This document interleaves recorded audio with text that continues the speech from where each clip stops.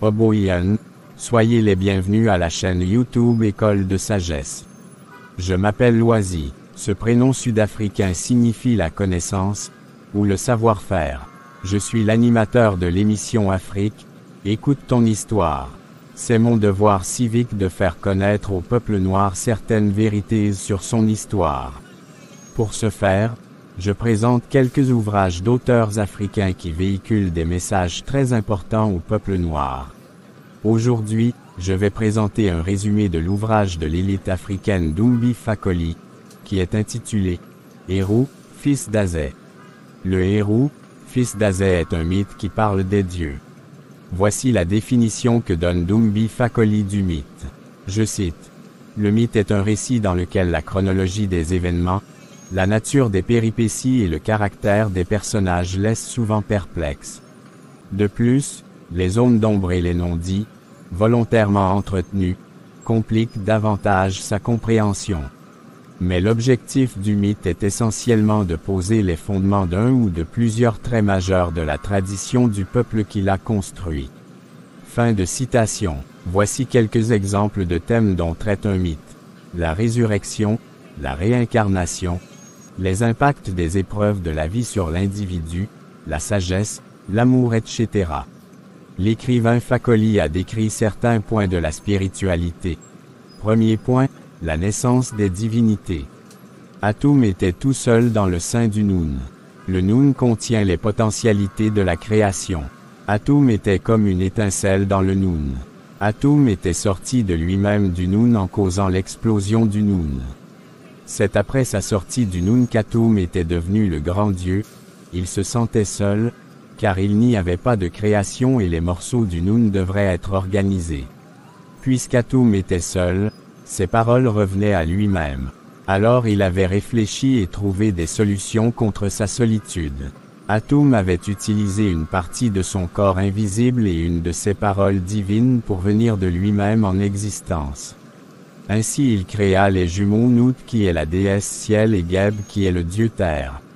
Ces jumeaux étaient collés entre eux lors de leur création. Avec une autre partie de son corps et une autre parole divine, Atum avait créé deux autres jumeaux cosmiques qui sont le Tefnut, la déesse air et Chou, le dieu humidité. Atum éloigna les premiers jumeaux Nut et Geb l'un de l'autre en glissant les dieux Tefnut et Chou entre eux. C'est après ça qu'étaient apparus le soleil, les étoiles, la lune et les autres astres dans le Nut qui étaient devenus leur mère. Au même moment étaient apparus les fleuves, les montagnes, les collines, les plantes, les minéraux. Nut, la déesse ciel avait confié ses créatures terrestres à Geb, le dieu terre. Avant de créer les humains et les animaux, Atum avait décidé d'animer ces créatures en créant d'abord des dieux. Atum avait créé 4 autres dieux jumeaux en utilisant un peu des corps invisibles des 4 premiers dieux jumeaux et de son propre souffle divin.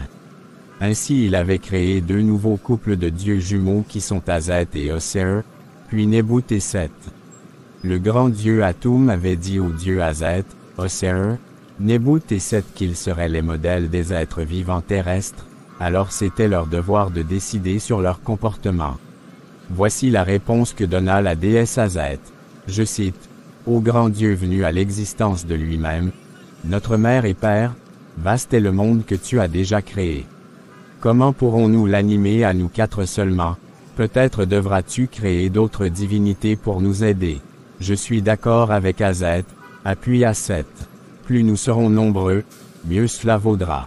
Nous pourrons ainsi enseigner aux humains chaque vertu et son contraire, chaque défaut, chaque faiblesse, chaque vice et son contraire. » Fin de citation. Alors le grand dieu Atum demanda aux 4 nouveaux dieux ce qu'ils aimeraient enseigner aux humains. Le dieu Oser aimerait enseigner la bonté, la droiture, l'humilité, l'amour aveugle envers le grand Dieu, et l'amour du prochain. La déesse Nebut voudrait enseigner la fraternité, le discernement, le courage, la compassion aux humains. La déesse Azet aimerait leur enseigner l'amour maternel, le don de soi, la justice et les mystères qui conduisent au grand Dieu. Par contre le dieu Seth voudrait travailler aux côtés du grand dieu Atum en testant et en fortifiant l'amour, la fidélité des humains envers le grand dieu Atum. Pour y arriver il causera des problèmes et des difficultés dans leur vie. À cet effet le dieu Seth s'exprima ainsi, je cite, « Je leur enseignerai le désordre, la méchanceté, la mort et aussi les mystères. Car, ô grand Dieu qui est venu à l'existence de lui-même, ô Mère Père parfait de la perfection sans nom, nul ne doit pouvoir revenir en ton sein avant d'avoir appris à surmonter les épreuves purificatrices du souffle divin que tu lui as donné, dans ta grande miséricorde et qu'il aura corrompu par son existence terrestre. » Fin de citation. Le grand Dieu Atum accepta toutes les propositions des 4 derniers dieux. Alors il créa plusieurs dieux en utilisant des parties des corps invisibles des 4 premiers dieux créés Nut et Geb, Shu et Tefnut et son propre souffle de vie. Deuxième point, la mort d'Oser. 71 dieux s'associèrent au dieu Seth pour enseigner les défauts aux humains. Par contre un grand nombre de dieux s'associèrent au dieu Oser pour enseigner aux humains les qualités divines qui les rapprocheraient du grand dieu Atum. Un autre grand groupe de dieux décidèrent de rester neutres, puis de coopérer avec le groupe du dieu Seth et du dieu Oser en cas de nécessité. Le grand dieu Atum était considéré à la fois comme mère et père, il était d'accord avec toutes les propositions des multiples dieux qu'il avait créés.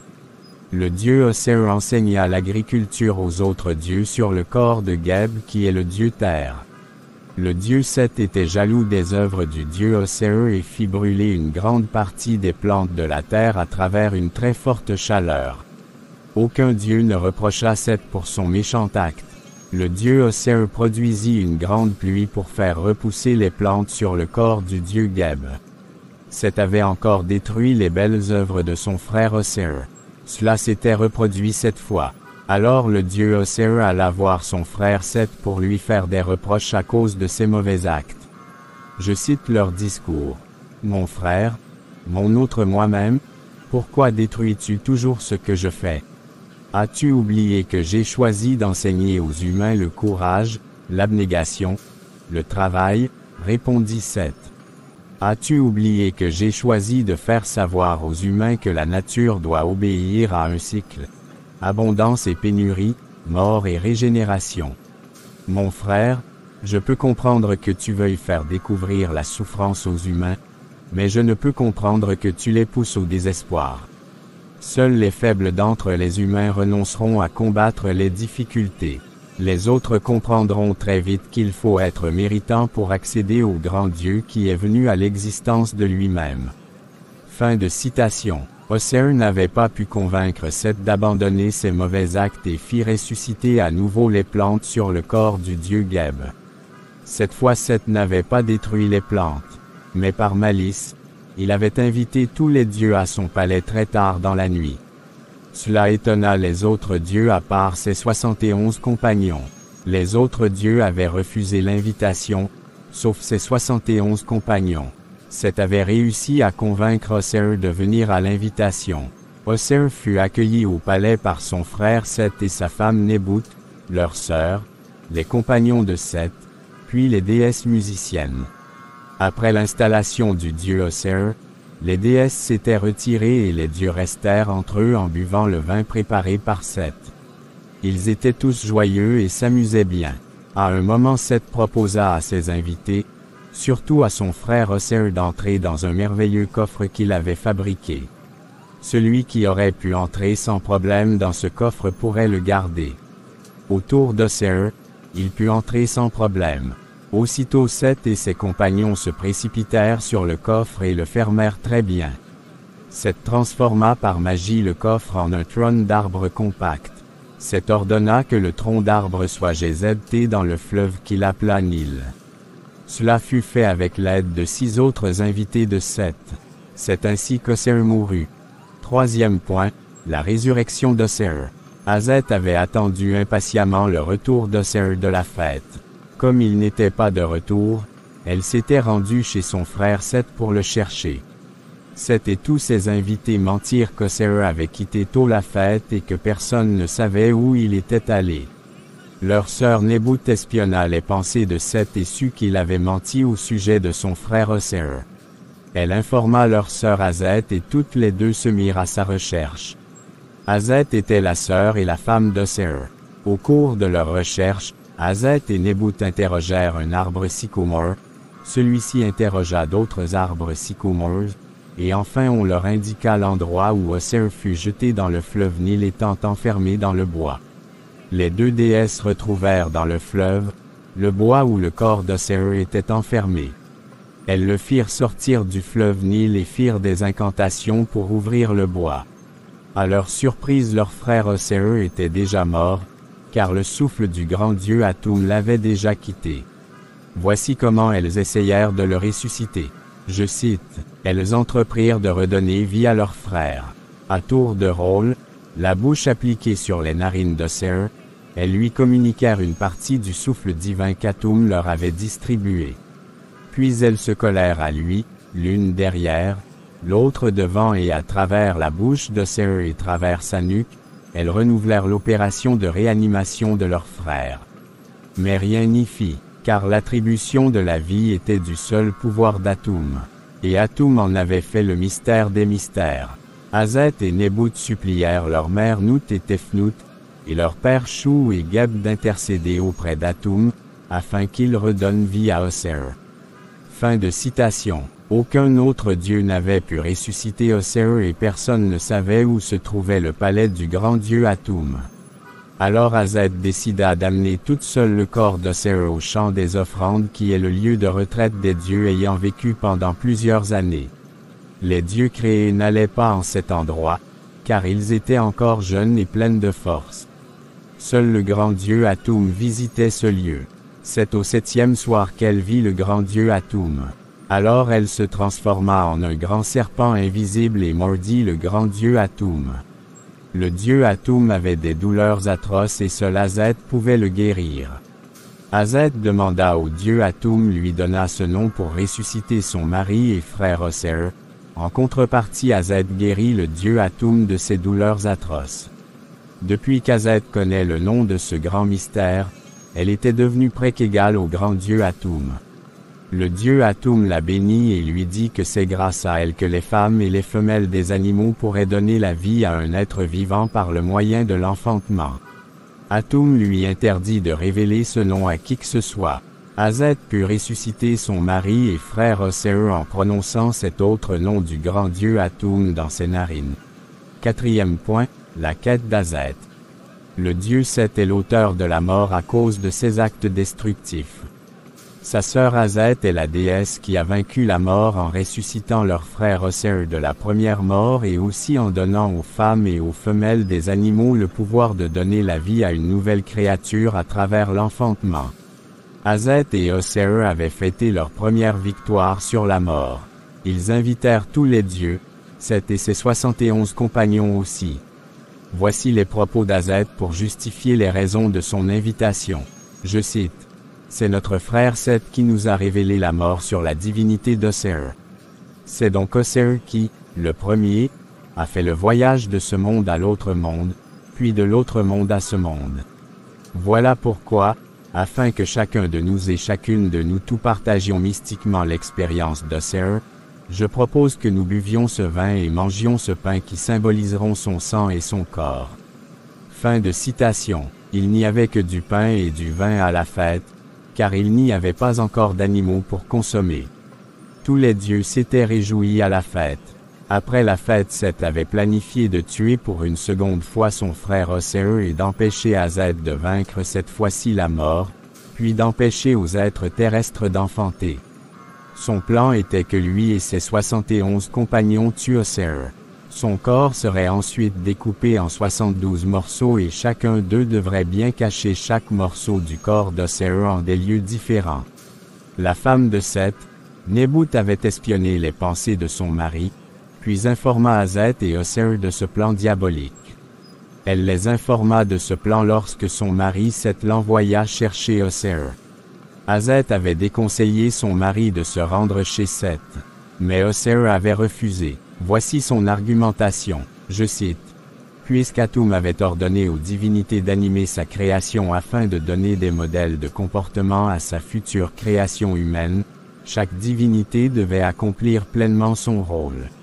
Lui, Oser avait choisi d'être un exemple de bonté, d'innocence, de pureté de cœur. Il n'avait aucune raison de se méfier de son frère Seth. La prudence ne faisait partie ni de ses qualités ni de ses défauts. Oser rappela tout cela à ses sœurs avant de leur faire part de sa décision. Fin de citation. Oser alla chez son frère Seth dans ses plus beaux habits. Seth et ses 71 compagnons s'étaient jetés sur lui en le frappant, en le tuant, en le découpant en morceaux et en cachant les morceaux de son corps en des lieux différents. Lorsqu'Oser ne rentra pas à la maison, Azet se rendit chez Seth pour demander d'après lui. Nebut lui proposa de se mettre immédiatement à sa recherche. Elles le cherchèrent partout auprès des dieux et des plantes. Elles retrouvèrent uniquement 71 morceaux du corps d'Oser. Le morceau qui manquait était le pénis d'Oser. Puisque le corps d'Oser était incomplet, elle ne pouvait pas le ressusciter. Alors elle transforma une plante de papyrus en un pénis en pierre.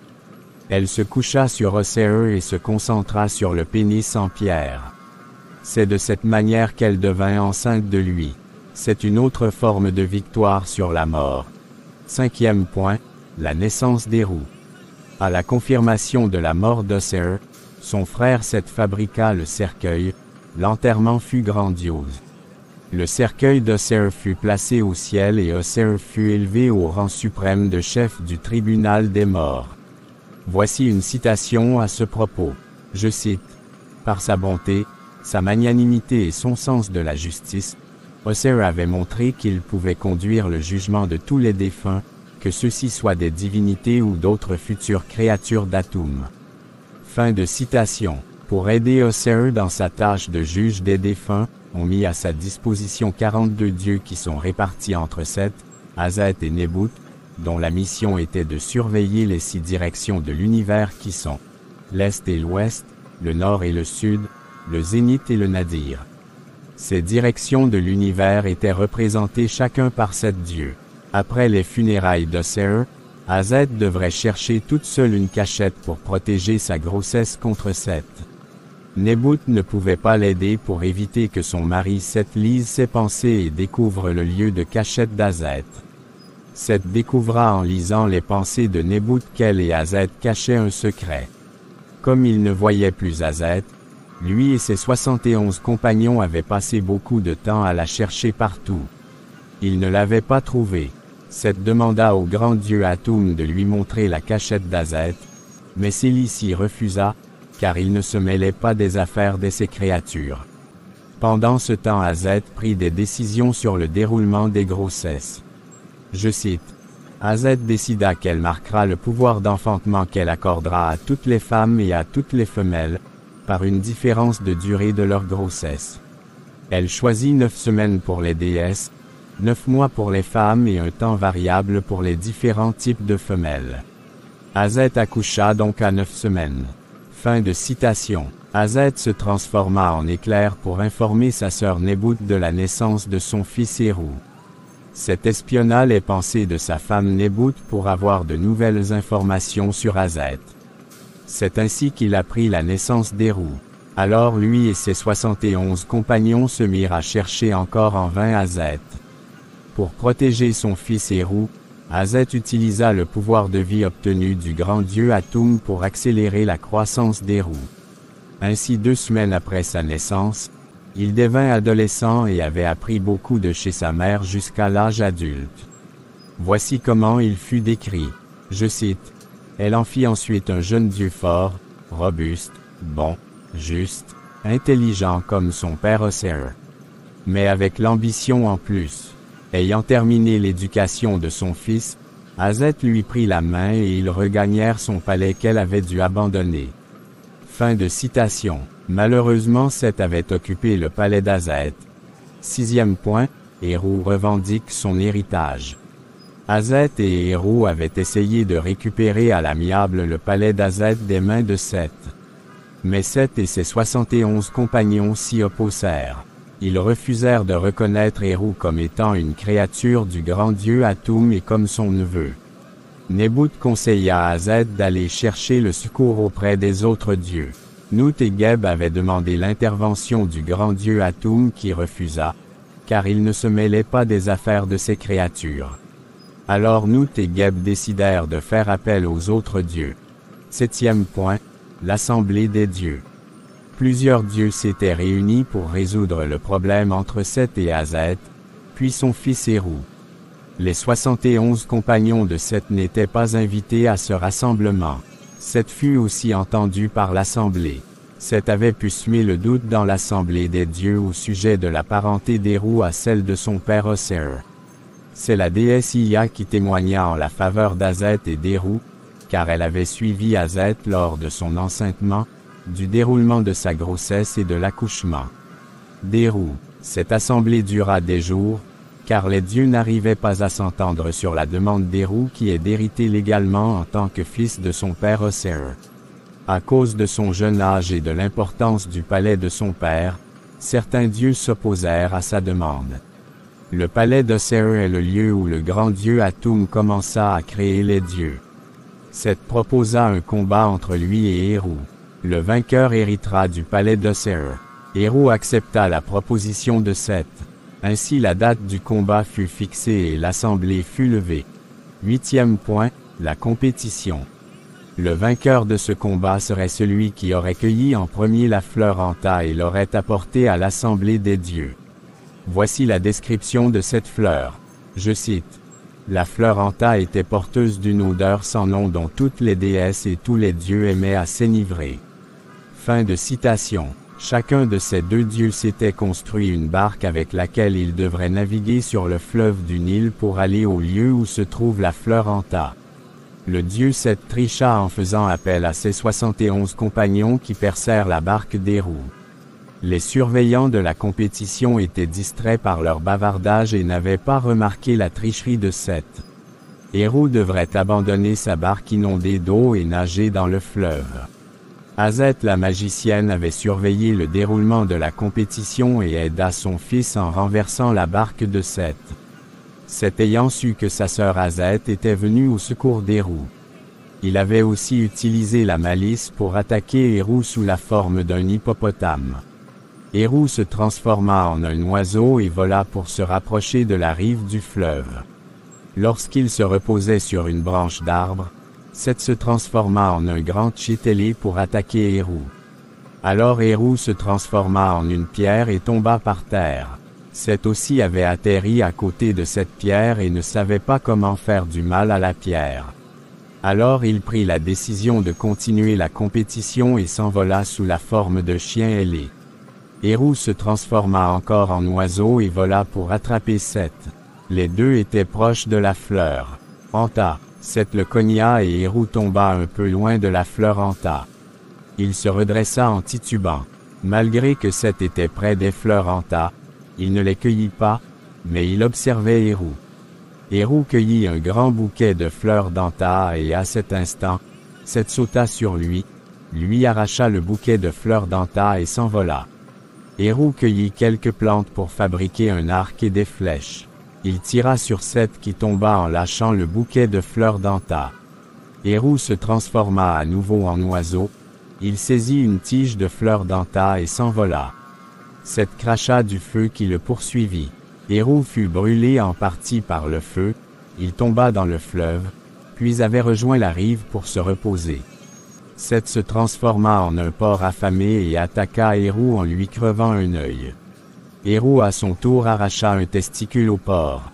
Du grand bouquet de fleurs Anta, il ne resta que 2 tiges. Héru emporta une tige et ne pouvait plus voler loin à cause des brûlures par le feu de Seth. Azet vint au secours d'Héru sous forme de phénix et échangea son aspect avec celui de son fils. Son fils s'envola sous l'aspect d'un phénix et elle repartit sous l'aspect d'un oiseau. Les 71 compagnons de Seth vinrent à son secours et disparurent eux aussi.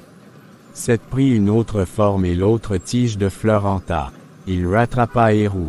Les 2 dieux prirent de nouvelles formes et arrivèrent au même moment à la ligne d'arrivée. 9e point, le règlement du conflit. Seth et Héros avaient fait match nul. Les dieux ne savaient pas comment trancher cette compétition. Ils sollicitèrent l'intervention du grand dieu Atum qui refusa de se mêler des affaires de ses créatures. Il s'était retiré au paradis où il attend les âmes des dieux et des créatures terrestres qui mouraient et qui ont su mener une bonne vie. Le refus d'Atum de trancher la compétition énerva certains dieux qui menacèrent de ne plus l'adorer et de ne pas le faire connaître aux humains qui seront créés plus tard. C'est alors qu'Atum apparaît sous forme de souffle de vent à l'assemblée. La rébellion de certains dieux contre Atum continua dans l'assemblée. Voici l'impact de cette rébellion sur le dieu Atum.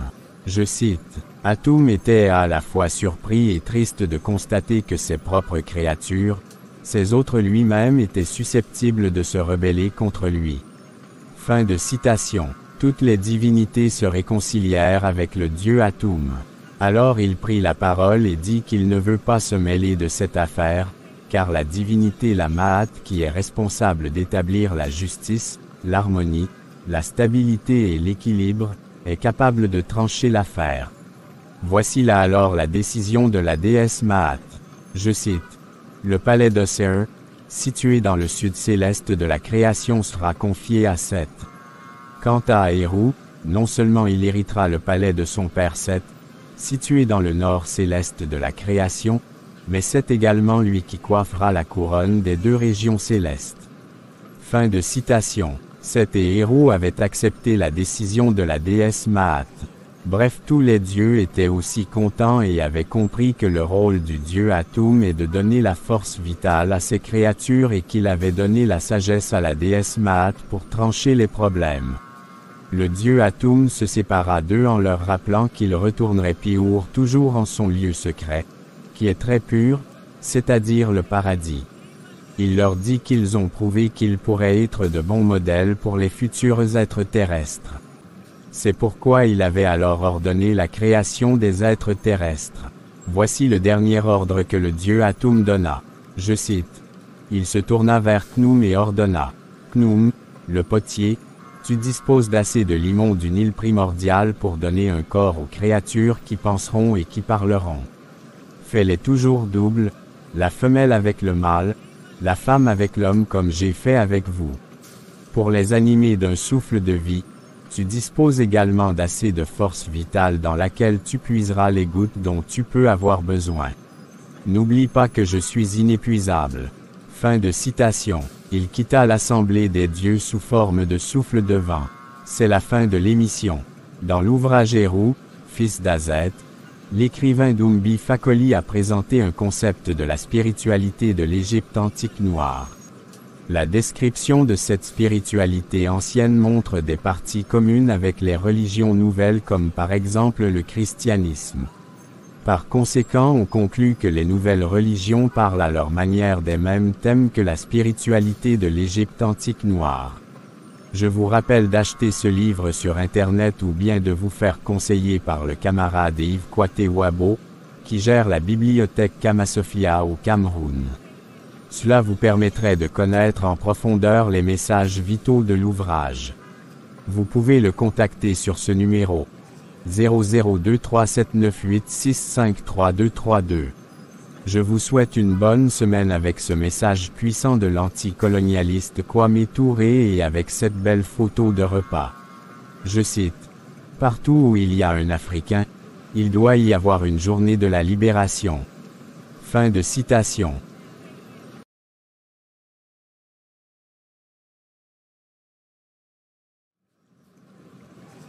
Très chers abonnés, merci pour votre attention et veuillez partager cette vidéo au maximum à vos contacts pour l'instruction de plusieurs. Como allez, au revoir.